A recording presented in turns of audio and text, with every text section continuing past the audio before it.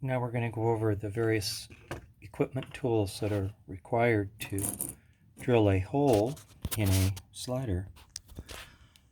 This is the slider without a hole. It's what they look like when they have a hole and it's on a harmonica. So, well, you need your slider. You had to make that. This is a light that you put on your head for light. This is a series of drill bits that start small and get bigger and bigger and bigger.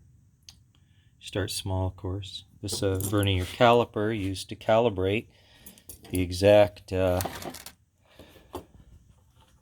length of the, distance of the hole from each side that needs to be measured. Rubber gloves for better grip to the hand. A little pen to mark.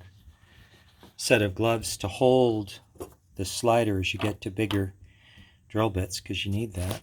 And then this is a drill, which is a variable speed reversing drill that those are put into. And then the other thing is a pair of magnifying glasses that I can use. So, geez, I mean, for a little operation like this, but it's a weird thing. When it comes to customized parts for harmonica, they have to be absolutely correct. No errors, nothing wrong, exactly the way I would have it. And this is what it takes to do that. Anything here you wouldn't use, you'd be cutting a corner and you're at risk. So anyway, going over the stuff just one more time. We have the magnifying glasses, the drill bits, the light.